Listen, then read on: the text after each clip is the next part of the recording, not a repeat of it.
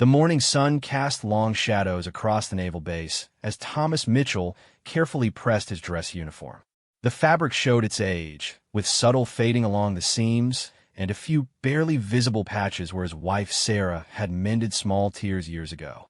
He ran his fingers over the sleeve, remembering her gentle hands working late into the night to keep his uniform presentable on their limited budget. "Daddy, your uniform looks really nice," 8-year-old Emma said from the doorway, her backpack already slung over her small shoulders. She had learned to get ready for school independently since her mother's passing 2 years earlier. Thomas had taught her to pack her lunch, choose appropriate clothes, and even braid her own hair when his military duties required early departures. Thomas smiled at his daughter, the pride in her voice warming his heart despite the weight of responsibility that constantly pressed on his shoulders. "Thank you, sweetheart. Mrs. Henderson will pick you up after school today. Remember? I'll be at the ceremony until late." Emma nodded solemnly. She understood that Daddy's job was important, even if she didn't fully grasp why he sometimes looked so tired or why other parents seemed to have newer cars and nicer clothes. What she did know was that her father worked harder than anyone she had ever seen, often staying up late after she went to bed to handle paperwork or study military manuals by lamplight. The ceremony Thomas would attend today was significant for the entire naval community. Admiral Richardson, a decorated officer known for his strict adherence to protocol and his sometimes harsh judgment of subordinates, would be presenting commendations to several service members. The event would bring together officers from various branches and ranks, creating an atmosphere where every detail of appearance and conduct would be scrutinized. Thomas had been specifically invited to this ceremony, though he hadn't shared the full reason with his colleagues. Most of them knew him as a quiet, dedicated service member who kept to himself and rarely spoke about his personal life. They saw him arrive at work in an older model sedan while others drove newer vehicles. They noticed his uniform, while always clean and properly maintained, lacked the crisp newness of those belonging to officers with higher salaries or family support. What his colleagues didn't see were the sleepless nights when Emma had nightmares about losing her father like she had lost her mother. They didn't witness Thomas practicing multiplication tables with his daughter at the kitchen table after working a 12-hour shift. They hadn't seen him selling his wife's jewelry to pay for Emma's school supplies or choosing between groceries and getting his uniform professionally cleaned. The financial struggles of single parenthood in the military created a constant balancing act. Military pay, while steady, often fell short when supporting a family alone. Thomas had declined several opportunities for advancement that would have required extended deployments or relocations. His priority remained providing stability for Emma, even if it meant professional sacrifices that others might question. As Thomas drove to the base that morning, he reflected on the path that had brought him to this point. His military career had begun with high hopes and ambitious goals. Sarah had been his biggest supporter, encouraging him to pursue leadership roles and advanced training opportunities. They had planned for a future where Thomas would climb the ranks while Sarah managed their home and children they hoped to have. Cancer had changed everything. Sarah's diagnosis came suddenly, aggressively. Thomas had used all available leave to care for her, sleeping in hospital chairs and learning to navigate insurance paperwork while maintaining his military duties. The medical bills mounted despite insurance coverage. Sarah's final months required round-the-clock care that daycare centers couldn't provide for Emma. After Sarah's death, Thomas faced a choice that many single military parents confront: pursue career advancement that would require long absences from his daughter, or accept a slower career trajectory that kept him close to home. He chose Emma, accepting assignments that others might consider beneath their ambitions. The ceremony venue buzzed with activity as Thomas arrived. Officers in pristine uniforms greeted each other warmly, discussing recent promotions, family vacations, and career achievements. Thomas moved through the crowd quietly, acknowledging greetings politely, but not engaging in extended conversations. He had learned that social events in the military could highlight the differences between his circumstances and those of his peers. Admiral Richardson stood near the podium, his uniform immaculate, and his bearing commanding absolute attention from those around him. The admiral had built his reputation on demanding excellence from subordinates and maintaining the highest standards of military appearance and conduct. His previous commands had been marked by strict discipline and little tolerance for what he perceived as weakness or lack of commitment. Thomas found a seat toward the back of the ceremony area, a habit he had developed to avoid drawing attention to himself. From this position, he could observe the proceedings while remaining relatively unnoticed. He watched as officers with polished shoes and perfectly pressed uniforms took prominent seats near the front, their confidence evident in their posture and interactions. The weight of his own appearance weighed on Thomas's mind. His shoes, while clean, wore the scuffs of years of use. His uniform, though properly maintained, couldn't hide its age. He carried himself with dignity, but internally wrestled with feelings of inadequacy that he fought not to show. Emma's words echoed in his mind. "Daddy, your uniform looks really nice." Her innocent pride in him served as a reminder of what truly mattered. She saw her father as a hero, regardless of the age of his uniform or the model of their car.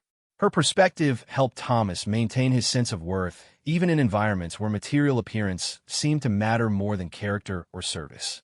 As the ceremony preparations continued, Thomas noticed Admiral Richardson's gaze sweeping across the assembled officers. The Admiral's expression suggested he was evaluating each person present, mentally cataloging their appearance and bearing. Thomas had heard stories about Admiral Richardson's tendency to form quick judgments about personnel based on their presentation, and his willingness to express those judgments publicly. The morning progressed with typical military precision. Officers took their designated seats according to rank and assignment. Programs were distributed outlining the day's events and the recipients of various commendations. Thomas glanced at the program, noting names he recognized and achievements he respected. What Thomas didn't anticipate was that Admiral Richardson had indeed noticed him sitting in the back row. The Admiral's attention had been drawn to the older uniform, the modest bearing, and what he interpreted as a lack of confidence or pride in appearance. In Admiral Richardson's worldview, an officer's external presentation reflected their internal commitment to military excellence. The Admiral made mental notes about the officer in the back row, planning to use him as an example during his remarks about standards and expectations. Admiral Richardson believed that public correction could motivate not only the individual being addressed, but also serve as a lesson for others present. As the ceremony officially began, Thomas focused on maintaining proper military bearing while managing his internal anxiety about being in such a formal setting. He thought about Emma, probably sitting in her classroom at that moment, and drew strength from his commitment to being the father she deserved. The stage was set for an encounter that would challenge everything Admiral Richardson thought he knew about judging others, and everything Thomas had learned about standing up for himself in the face of public humiliation. Neither man could anticipate how this ceremony would change their understanding of respect, sacrifice, and the true meaning of military service. The morning sun climbed higher, casting shorter shadows across the naval base as the ceremony moved toward its pivotal moment. Admiral Richardson stepped up to the podium with the commanding presence that had defined his military career. The assembled officers straightened in their seats, anticipating the formal remarks that would precede the commendation ceremony. The Admiral's reputation for blunt speaking and high standards had preceded him to every assignment, earning him both respect and wariness from subordinates. Ladies and gentlemen, we gather today to recognize excellence in service. Admiral Richardson began, his voice carrying easily across the assembled crowd. His eyes swept the room, taking in the sea of uniforms and noting the varying degrees of what he considered proper military bearing. Thomas Mitchell sat quietly in his back row seat, listening respectfully to the opening remarks while mentally reviewing his afternoon schedule. He needed to coordinate with Mrs. Henderson about Emma's pickup time and ensure his daughter's homework was completed before his evening duties. The constant juggling of parental responsibilities with military obligations had become second nature, though it required careful planning and backup arrangements. Military service demands sacrifice, Admiral Richardson continued, his tone gaining intensity. It requires dedication not just to our missions, but to the standards that set us apart from civilian society. Every aspect of our presentation, from our bearing to our appearance, reflects our commitment to excellence. Several officers nodded in agreement, understanding the Admiral's emphasis on traditional military values. The culture of the armed forces had always placed significant importance on uniformity, discipline, and attention to detail. These standards served practical purposes in building unit cohesion and maintaining command structure. Admiral Richardson's gaze fell upon Thomas Mitchell in the back row, and his expression hardened slightly. The Admiral had been waiting for an opportunity to address what he saw as declining standards among some personnel, and the modest appearance of the single father seemed to provide the perfect teaching moment. However, the Admiral continued, his voice taking on a sharper edge, "I am concerned about what appears to be a relaxation of these standards among some of our personnel." His eyes remained fixed on Thomas, making his target obvious to those seated nearby. Thomas felt the weight of the Admiral's attention and noticed several officers turning to look in his direction. A familiar knot formed in his stomach, the same feeling he experienced whenever his circumstances made him stand out in military settings. He maintained his military bearing while internally preparing for whatever criticism might follow. When I see an officer whose uniform shows obvious signs of age and whose overall presentation suggests a lack of pride in his service, I must address it directly, Admiral Richardson declared, his voice carrying across the silent ceremony hall. Standards matter, gentlemen. They matter because they reflect our respect for the institution we serve. The silence in the room became uncomfortable as it became clear the Admiral was singling out a specific individual. Thomas felt heat rising in his cheeks, but kept his expression neutral, drawing on years of military discipline to maintain his composure. He thought of Emma and the strength she had shown in facing challenges far beyond her age. "You, in the back row," Admiral Richardson said, pointing directly at Thomas. "Please stand and identify yourself." Thomas rose to his feet, feeling the eyes of several hundred officers focused on him. "Major Thomas Mitchell, sir," he replied clearly, his voice steady despite the public nature of the confrontation. "Major Mitchell," the Admiral continued, his tone suggesting disappointment. "Your appearance today raises questions about your commitment to military standards. Your uniform appears to have seen better days, and your overall presentation lacks the pride I expect from officers in my command." A murmur rippled through the assembled officers. Some shifted uncomfortably in their seats, recognizing the harsh nature of the public criticism. Others nodded in agreement with the Admiral's assessment, believing that military standards should be maintained regardless of personal circumstances. Thomas stood silently, his mind racing through possible responses. Years of single parenthood had taught him to choose his battles carefully, especially in professional settings where his daughter's security depended on his continued employment. He could explain his circumstances, detail the financial struggles of raising a child alone on military pay, describe the nights spent caring for a sick daughter instead of focusing on uniform maintenance. Instead, Thomas simply replied, "Yes, sir. I understand your concerns." Admiral Richardson seemed surprised by the lack of defensiveness in Thomas's response. He had expected explanations, excuses, or challenges to his authority. The calm acceptance of criticism actually frustrated him more than argumentative responses would have. "Do you have anything to say for yourself, Major?" the Admiral pressed, clearly hoping to provoke a more dramatic response that would serve his educational purposes. "I take full responsibility for my appearance, sir," Thomas replied evenly. "I will address your concerns appropriately." The Admiral's frustration grew apparent to those who knew him well. Admiral Richardson thrived on confrontation and the opportunity to demonstrate his authority through public correction of subordinates. Thomas's measured responses denied him the dramatic lesson he had planned to deliver. "Major Mitchell, your attitude suggests a lack of understanding about the seriousness of military standards," Admiral Richardson continued, his voice rising slightly. "Perhaps you've forgotten that we are representatives of the United States military, not a casual workplace where appearance doesn't matter." Thomas remained standing, maintaining proper military posture while absorbing the continued criticism. He thought about the nights he had worked late to earn extra income, taking on additional duties that kept him away from Emma. He remembered selling his wife's wedding ring to pay for Emma's emergency medical treatment, when she had broken her arm the previous year. Furthermore, the Admiral added, your position in the back row suggests a lack of engagement with your peers and superiors. Leadership requires presence and active participation in military community events. Several officers in the front rows began to look uncomfortable with the extended public humiliation of a fellow service member.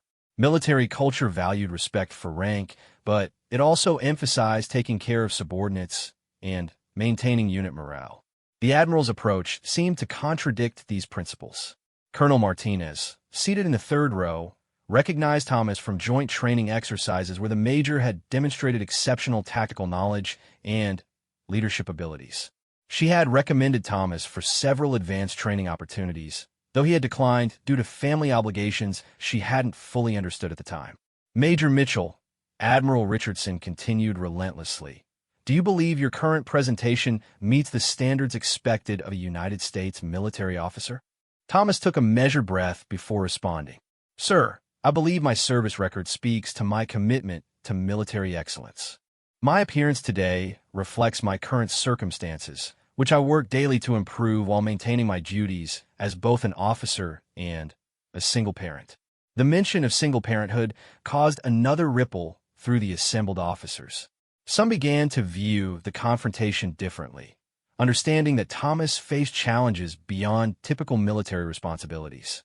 Others maintained their support for the Admiral's emphasis on standards regardless of personal circumstances. Admiral Richardson seized on what he perceived as an excuse. Major, personal circumstances do not excuse professional responsibilities.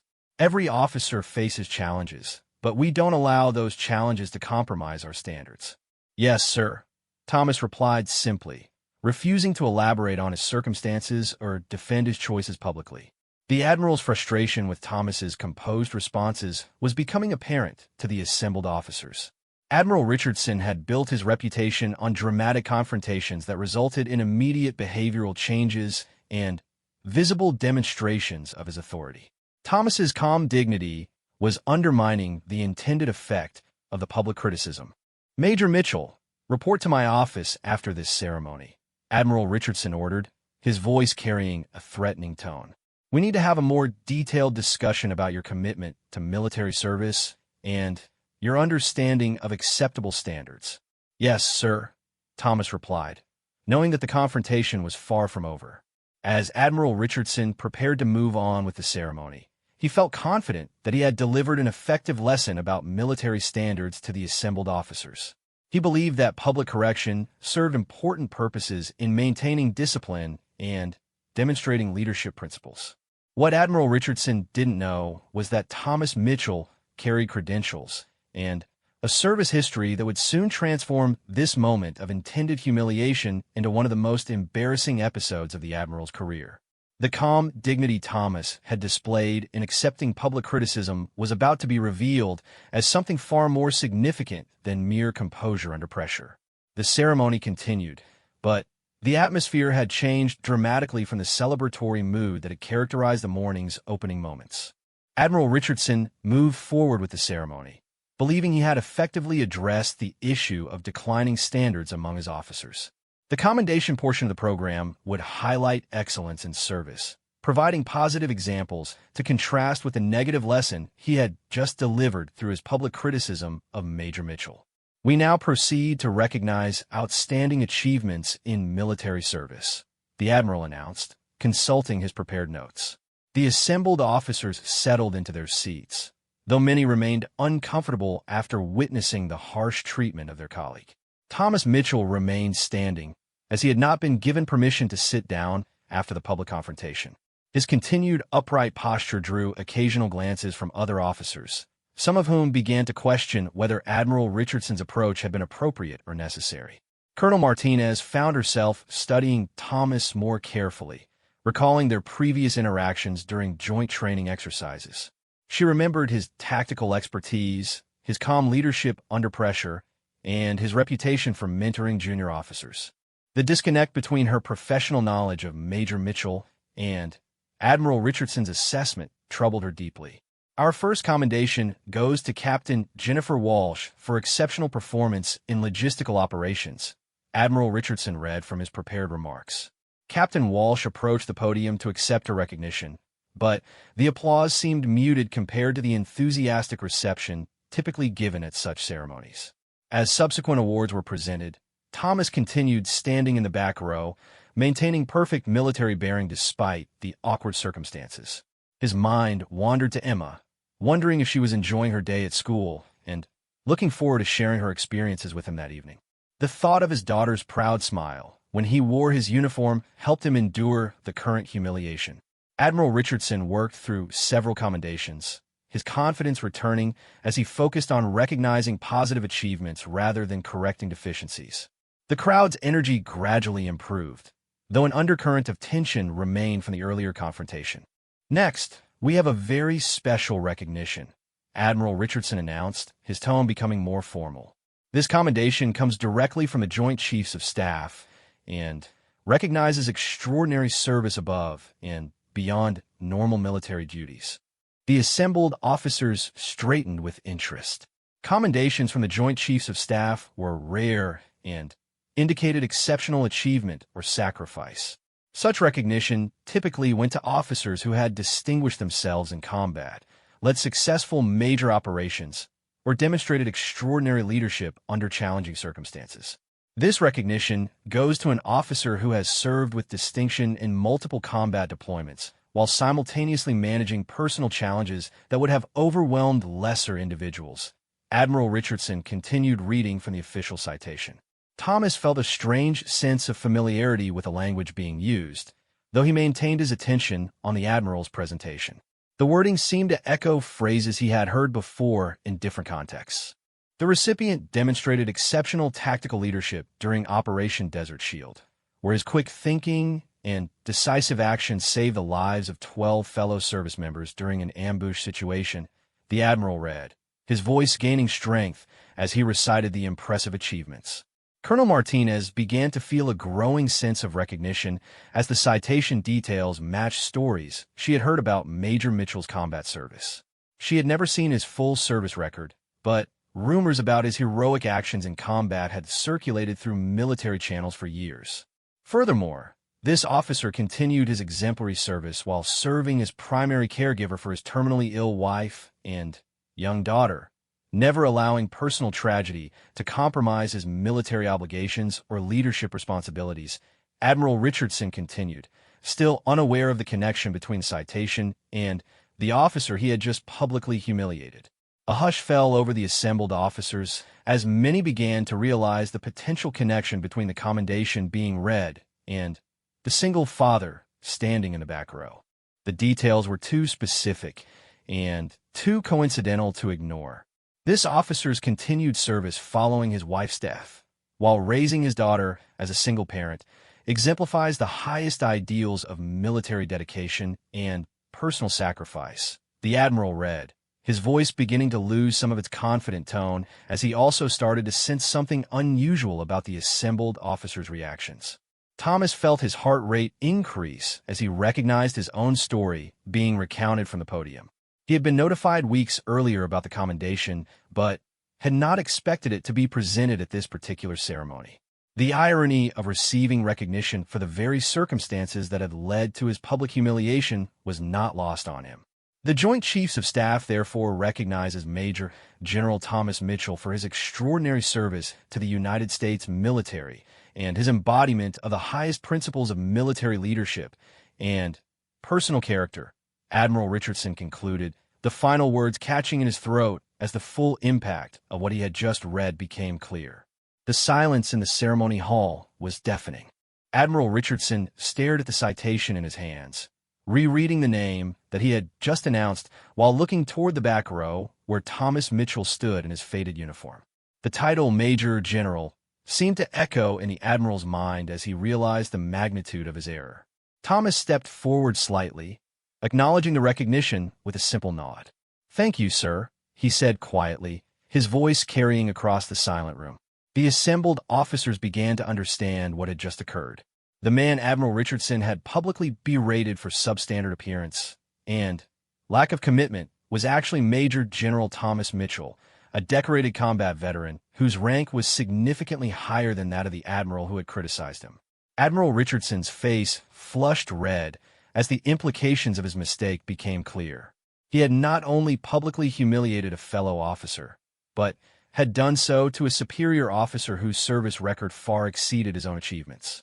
The admiral's emphasis on proper protocol and respect for rank had led him to violate those very principles. Colonel Martinez found herself suppressing a smile despite the serious nature of the situation. She had always respected Major General Mitchell's tactical knowledge and leadership abilities, but had never fully understood his modest circumstances or his reasons for declining advancement opportunities that would have required family separation. Major General Mitchell, Admiral Richardson began, his voice noticeably less confident than it had been during his earlier criticism. Please approach the podium to receive your commendation. Thomas walked calmly toward the front of the ceremony hall, his bearing dignified despite the awkward circumstances. As he moved through the assembled officers, many stood spontaneously to show respect for his rank and recognition of his service. The contrast between their current reverent treatment and the admiral's earlier public criticism was stark and unmistakable. Admiral Richardson stood frozen behind the podium, holding the commendation certificate and struggling to find words that could address what had just occurred. His entire approach to the ceremony had been predicated on his authority and his right to judge the standards of subordinate officers. The revelation that Thomas Mitchell was actually his superior in rank had completely undermined that foundation. As Thomas reached the podium, he maintained eye contact with Admiral Richardson, his expression calm, but unmistakably serious. The quiet dignity he had displayed while accepting criticism now took on a different significance as the assembled officers realized they had witnessed a major general accepting public humiliation from a lower-ranking officer without defending himself or asserting his authority. Thank you for this recognition, Admiral Richardson, Thomas said formally, accepting the certificate while maintaining proper military protocol despite the circumstances. The admiral's hands shook slightly as he handed over the commendation, realizing that Major General Mitchell's gracious acceptance of his earlier criticism had actually protected him from an even more embarrassing situation. A lesser officer might have immediately corrected the admiral's assumptions about rank and authority, creating a public spectacle that would have ended Admiral Richardson's career. The ceremony hall remained silent as officers processed what they had witnessed. The morning had begun with Admiral Richardson asserting his authority through public criticism of what he perceived as substandard military bearing. It was ending with the revelation that his target had been a decorated major general whose service record exemplified everything the admiral claimed to value about military excellence. The implications of this reversal would extend far beyond the immediate embarrassment of the moment, affecting Admiral Richardson's credibility and Major General Mitchell's standing within the military community in ways that neither man could yet fully comprehend. The silence following the commendation presentation stretched uncomfortably as Admiral Richardson struggled to process the magnitude of his error. Major General Thomas Mitchell stood beside the podium, holding his certificate while the assembled officers waited to see how this unprecedented situation would be resolved. Thomas looked out at the sea of faces, recognizing the mixture of shock, sympathy, and anticipation in their expressions. These were his fellow service members, men and women who had dedicated their lives to military service and who understood both the importance of rank structure and the human costs of military life. Thank you all for your attention during this ceremony, Thomas began, his voice calm and measured. I believe Admiral Richardson, and I should address what has occurred here today. Admiral Richardson felt his chest tighten as Major General Mitchell took control of the situation. The admiral had been mentally scrambling for a way to salvage his reputation and authority, but found himself completely dependent on the grace and discretion of the officer he had publicly humiliated. Admiral Richardson, Thomas continued, turning to face the man who had criticized him so harshly just minutes earlier, acted according to his understanding of the situation and his commitment to maintaining military standards. His observations about my appearance were accurate, and his concerns about proper military bearing are valid. The assembled officers exchanged glances, surprised by Major General Mitchell's diplomatic approach to what could have been a devastating confrontation. Rather than asserting his superior rank or demanding an apology, he was actually defending the Admiral's actions. Admiral Richardson stared at Thomas in disbelief. He had expected anger, demands for apology, or formal complaints that would end his career. Instead, the Major General was providing him with a graceful exit from an impossible situation. However, Thomas continued, his tone becoming more serious. I think this moment provides us with an important opportunity to discuss what we value as military professionals and how we treat our fellow service members. The ceremony hall remained perfectly quiet as officers recognized they were witnessing something extraordinary. Major General Mitchell was using his unexpected position of advantage not to seek revenge, but to teach lessons about leadership and character. Military service requires sacrifice from all of us, Thomas said, addressing the assembled officers. Some of those sacrifices are obvious and widely recognized. Combat deployments, extended training, separation from family during critical missions. These are accepted parts of our profession. Admiral Richardson began to understand where Thomas was heading with his remarks and felt both relief and shame as he realized the Major General was protecting him while addressing deeper issues about military culture and leadership. Other sacrifices are less visible, but equally real, Thomas continued. Single parents who choose assignments based on their children's needs rather than career advancement. Officers who take on additional duties to support their families financially. Service members who wear older uniforms because their resources go to childcare, medical expenses, or educational costs for their families. Several officers in the audience nodded in recognition, understanding that Thomas was describing challenges they or their colleagues faced regularly. Military families often dealt with financial pressures, childcare complications, and difficult decisions about balancing career progression with family stability. Admiral Richardson's emphasis on standards is important and necessary, Thomas said, making eye contact with the Admiral. Standards maintain discipline, build unit cohesion, and reflect our respect for the institution we serve. But true leadership requires understanding the difference between standards and circumstances, between choices and limitations. Admiral Richardson felt tears welling in his eyes as he began to comprehend not only his error in judgment, but the graciousness with which Major General Mitchell was handling his mistake. The Admiral had built his career on harsh correction and public demonstration of authority, but was witnessing a masterclass in actual leadership. My uniform is indeed showing its age, Thomas acknowledged with a slight smile. My daughter Emma helped me press it this morning, and she told me I looked nice. Her opinion matters more to me than any regulation or inspection, because she represents the future we serve to protect. The mention of his daughter brought warmth to Thomas's voice that was unmistakable to everyone present. Officers who were parents themselves understood the profound love and responsibility reflected in that simple statement.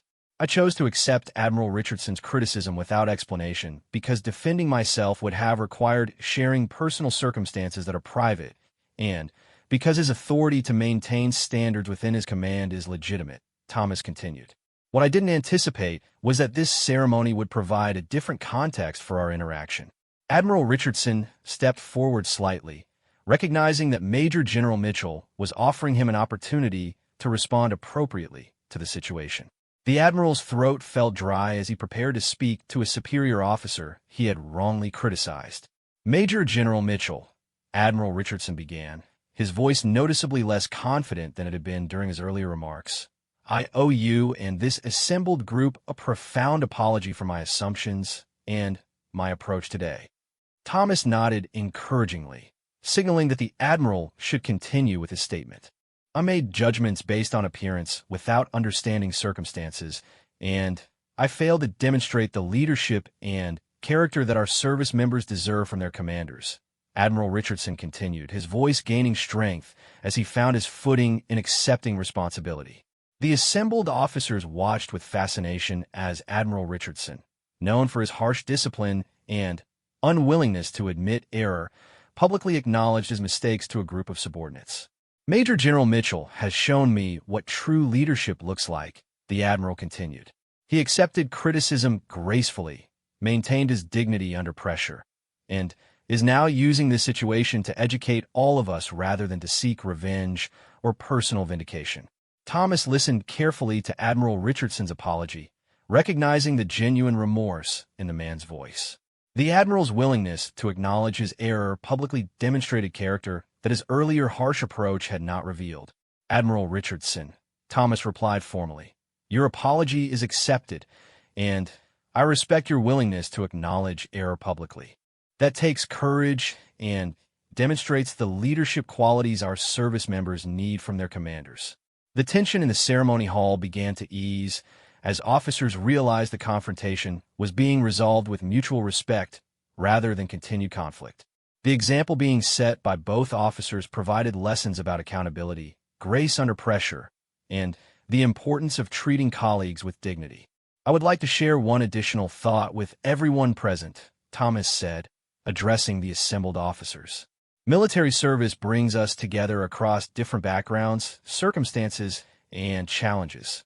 Our strength comes not from uniformity of appearance or situation, but from our shared commitment to values larger than ourselves." Admiral Richardson found himself nodding in agreement, understanding that Major General Mitchell was articulating principles that his own harsh approach had failed to embody. The officer sitting next to you might be struggling with financial pressures, family challenges, or personal losses that affect their daily lives in ways you cannot see, Thomas continued. Our responsibility to each other extends beyond maintaining standards to providing support, understanding, and encouragement. The ceremony hall filled with a sense of connection and understanding that had been absent during Admiral Richardson's earlier emphasis on criticism and correction. Officers began to view their colleagues through a different lens, considering the hidden challenges that might influence their circumstances. Finally, Thomas concluded, "I want to thank Admiral Richardson for providing us all with an opportunity to examine our assumptions and our approach to leadership. Sometimes our most valuable lessons come from situations that begin uncomfortably but end with greater understanding." The gracious conclusion to Thomas's remarks left Admiral Richardson both grateful and humbled. The Major General had transformed a potentially career-ending confrontation into a learning experience that actually enhanced both officers' reputations within the military community. The ceremony concluded with handshakes and quiet conversations as officers processed what they had witnessed. Admiral Richardson approached Major General Mitchell privately as the crowd began to disperse, his earlier commanding presence replaced by genuine humility. "Major General, I need to speak with you further about what happened today," Admiral Richardson said, his voice carrying none of the harsh authority that had characterized his earlier remarks. "My office, as I suggested earlier, but under very different circumstances." Thomas nodded in agreement. "Of course, Admiral, though I suspect our conversation will be quite different from what either of us anticipated this morning." As they walked together toward Admiral Richardson's office, several officers approached Major General Mitchell to express their respect and congratulations on his commendation. Thomas accepted their acknowledgments graciously while maintaining the modest demeanor that had characterized his presence throughout the morning. Colonel Martinez caught up with them in the hallway. "Major General Mitchell, I wanted to say how much I've learned from watching your leadership today. Your response to a difficult situation exemplifies everything we should aspire to as military officers." "Thank you, Colonel Martinez," Thomas replied warmly. "I believe we all learned something important today about assumptions, leadership, and the importance of supporting our fellow service members." Admiral Richardson listened to these exchanges with growing appreciation for Major General Mitchell's character and leadership style. The Admiral realized he was witnessing authentic leadership in action, rather than the authoritarian approach he had relied upon throughout his career. Once in Admiral Richardson's office, the two men sat across from each other with the morning's events, creating an unusual dynamic between superior and subordinate officer. Admiral Richardson struggled to find appropriate words for a conversation he had never imagined having. "Major General Mitchell, I need to understand how I failed so completely in assessing both your rank and your circumstances," Admiral Richardson began. "My entire approach to leadership has been called into question by this morning's events." Thomas considered his response carefully, recognizing the Admiral's genuine desire to understand and improve his leadership approach. Admiral, military culture often emphasizes external indicators of success and conformity. Your focus on uniform appearance and bearing reflects legitimate military values, but those values need to be balanced with understanding and compassion. Admiral Richardson nodded, beginning to grasp the complexity of effective leadership that went beyond his previous emphasis on discipline and standards. How do I balance maintaining standards with recognizing individual circumstances? Leadership requires getting to know your people as individuals, not just as service members, Thomas replied. My circumstances are unique, but every officer under your command faces personal challenges that affect their professional lives. Understanding those challenges allows you to provide appropriate support while maintaining necessary standards. The Admiral leaned back in his chair, contemplating the profound shift in perspective that Major General Mitchell was suggesting. His career had been built on maintaining distance from subordinates and emphasizing discipline over relationship building. May I ask about your decision to accept my criticism without defending yourself or correcting my assumptions about your rank? Admiral Richardson inquired, genuinely curious about Thomas's thought process during the confrontation. Thomas smiled slightly, thinking about his daughter Emma and the lessons he tried to teach her about handling difficult situations. My wife Sarah taught me that responding with grace under pressure often teaches more powerful lessons than immediate confrontation. I also knew that correcting you publicly would have been devastating to your career and authority. The Admiral felt a wave of gratitude and shame as he realized Major General Mitchell had protected him from even greater embarrassment. A public correction of rank and authority during the ceremony would have ended Admiral Richardson's military career and reputation permanently. Furthermore, Thomas continued, I've learned as a single parent that choosing battles carefully is essential. Some fights are worth having, and others serve better purposes when handled differently. This situation seemed like an opportunity for education rather than confrontation. Admiral Richardson began to understand that Major General Mitchell's approach to the morning's events reflected sophisticated leadership, thinking rather than mere passivity or acceptance of unfair treatment. How do you balance the demands of military service with single parenthood? The Admiral asked, recognizing his own lack of understanding about the challenges Thomas faced daily. It requires constant prioritizing and sacrifice, Thomas admitted.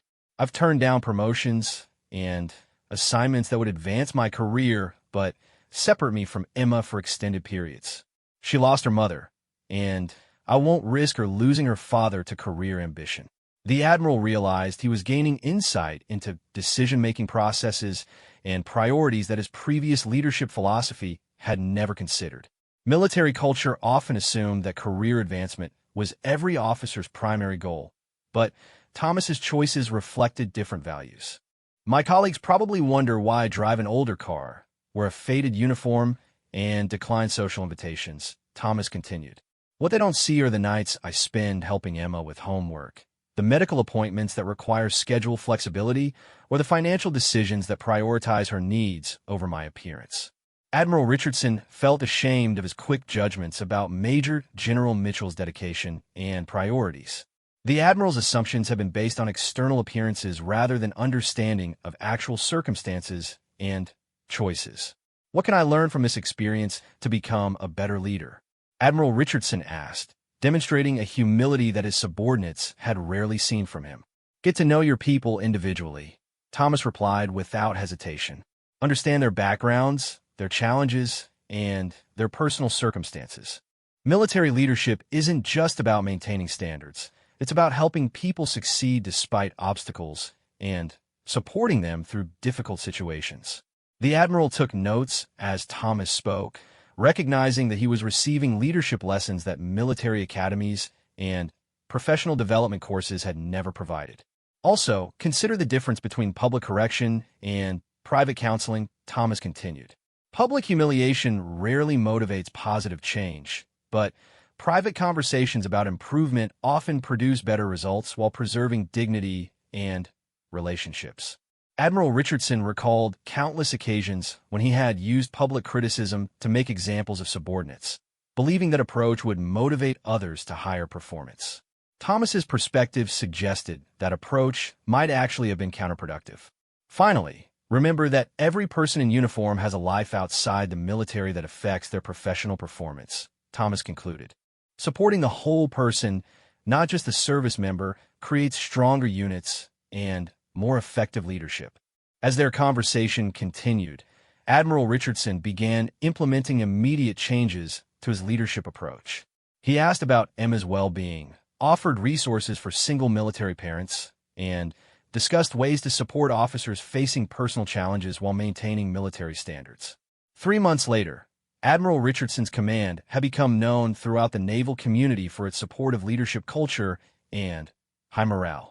Officers felt comfortable discussing personal challenges with their commanders, knowing they would receive understanding and assistance rather than criticism and judgment. Major General Mitchell continued his service with the same quiet dignity and dedication that had characterized his career, but with increased recognition of his leadership abilities and personal character. His commendation from the Joint Chiefs of Staff led to opportunities for advancement that he carefully evaluated based on their impact on Emma's stability and development. Emma Mitchell started each morning by helping her father prepare his uniform, taking pride in his service while understanding that his most important job was being her father. The lessons she learned about grace under pressure, standing up for principles, and treating others with dignity would shape her own character as she grew older.